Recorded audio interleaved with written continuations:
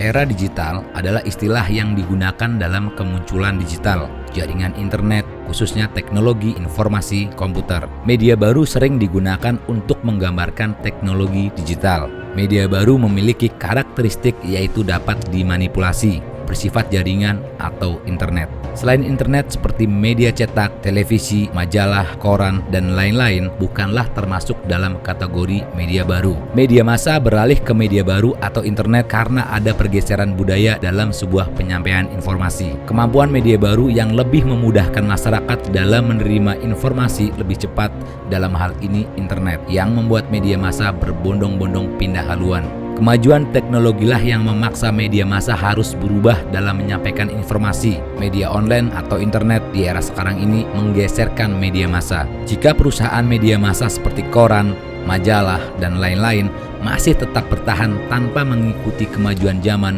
dalam hal ini internet, maka dapat dipastikan perusahaan tersebut akan mengalami kemunduran karena kebutuhan masyarakat dalam menerima informasi sudah beralih ke media baru atau internet. Sebenarnya hampir satu dasawarsa Indonesia terlambat dalam mengadopsi teknologi komunikasi khususnya internet. Dengan munculnya budaya digital, masyarakat sangat cepat menerima perkembangan teknologi tersebut. Dilihat secara global, Indonesia siap dalam menerima budaya digital. Budaya digital dibutuhkan dalam mencapai pertumbuhan yang positif sesuai dengan kemajuan zaman itu sendiri. Sebagai contoh, dalam sebuah bisnis atau perusahaan, di era sekarang ini kemampuan digital yang cukup mendorong kemajuan sebuah perusahaan, memudahkan dalam sisi manajemen. Namun, jika dilihat secara individu, masyarakat Indonesia masih banyak yang tidak dapat memanfaatkan kemunculan digital sebagai sesuatu yang positif. Banyak orang yang justru terjebak dalam penerimaan kemunculan digital yang menjadikan manusia menjadi tidak manusiawi, seperti menurun bahkan hilangnya etika, moral, dan budaya.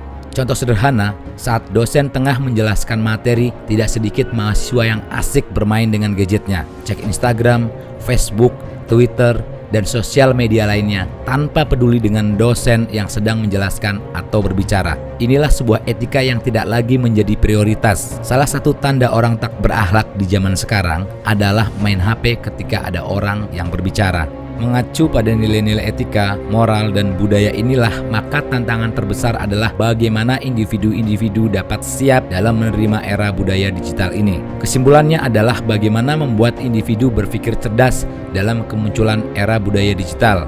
Karena jika tidak, justru era digital budaya akan membuat kemunduran nilai-nilai manusia itu sendiri.